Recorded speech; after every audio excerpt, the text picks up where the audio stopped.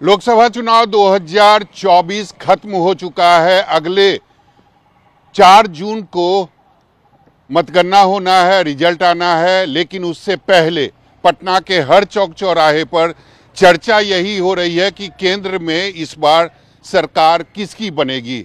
बिहार में एनडीए के खाते में कितनी सीटें आएगी और इंडिया गठबंधन के खाते में कितनी सीट आएगी।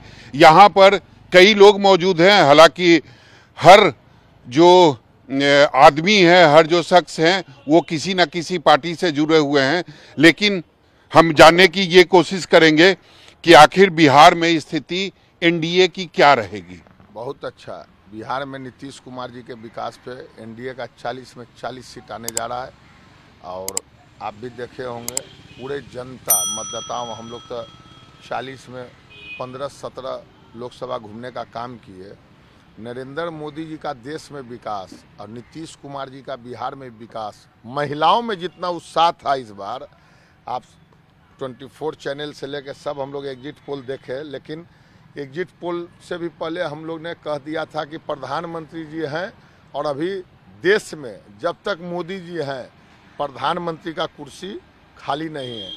जो इंडिया गठबंधन आप भी जानते हैं, उसका अभी तक दुल्हे नहीं मिल रहा है कि कौन दुल्हा है। और बिना बारात का, बिना दुल्हा का बाराती कोई जाएगा, कार्ड छपता है, दुल्हा का नाम लिखाता है। इंडिया गठबंधन का दुल्हा का नामे कोई नहीं जानता है। और चुनाव खत्म होते एक तरफ जहां प्रधानमंत्री जी गए आस्था पे विश्वास करके, सभी लोग को देश का विकास कैसे होगा। हर लोग, हम लोग बच्चे से मैट्रिक पास करते थे, 4th 1 पास करते थे, तो माँ पापा हम लोग पूजा करके जाते थे सरस्वती जी का। और प्रधानमंत्री जी ने कितना अच्छा काम किया। और जो दूसरे पार्टी के लोग हैं इंडिया गठबंधन के, वो सब जाके पिकनिक मना रहा है। कोई मछली दिखा रहा है देश को, कोई जाके डिस्को में डांस कर रहा है। क्या है भाई? इसलिए देश की तमाम, चाहे वो कोई भी जात पात का लोग हो, इस बार जो करारा जवाब दिया कि भारत तो विकास के नाम पे वोट मिला, पाकिस्तान और चाइना भी हिल गया मोदी जी के नाम से। ये बताइए, आपको क्या लगता है कि नीतीश कुमार का आना, गठबंधन में आना, दोबारा एनडीए गठबंधन में आना फायदेमंद रहा एनडीए के लिए? ये नीतीश जी के आने से सिर्फ बिहार ही नहीं, झारखंड और पूर्वांचल में भी वोट एकजुट हुआ। क्योंकि पिछड़ों के नेता के रूप में देश भर में नीतीश जी स्थापित हैं, तो सिर्फ बिहार में ही नीतीश जी से फायदा नहीं मिला है एनडीए को, इसका पूर्वांचल, उत्तर प्रदेश और झारखंड में भी मिला है।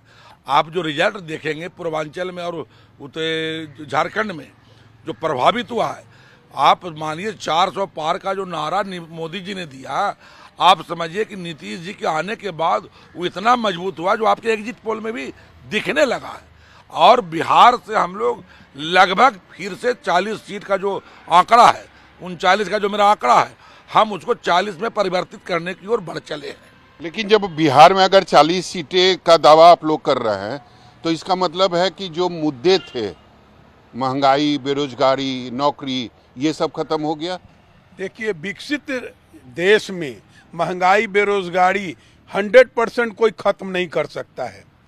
100% खत्म भगवान भी नहीं कर सकता है, तो मोदी जी और नीतीश जी कहाँ से करेंगे। लेकिन उस और अग्रसर है, महंगाई, बेरोजगारी निश्चित तौर पे कमी आएगी।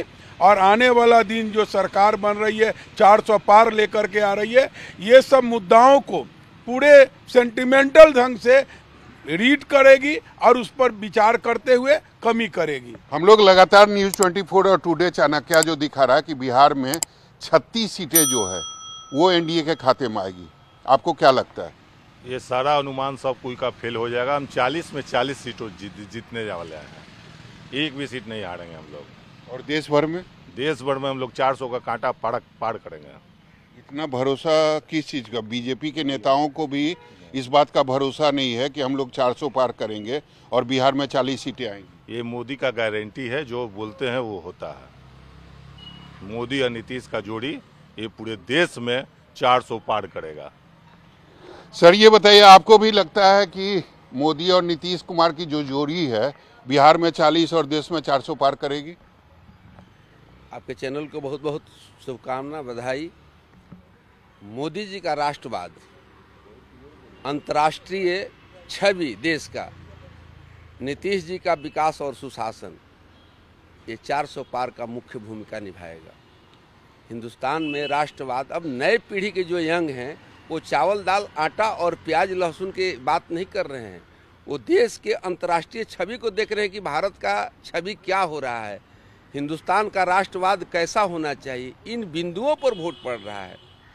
दूसरी बात है कि देश में जो लाभार्थी वर्ग है जिसको कभी लोग सोचता नहीं था, नरेंद्र मोदी और नीतीश कुमार की सरकार ने उस लाभार्थी वर्ग को उस हद तक पहुंचा दिया कि एक गांव में एक घर रहने वाला अति पिछड़ा भी मुखिया है, जिला परिषद है, समिति का मेंबर है।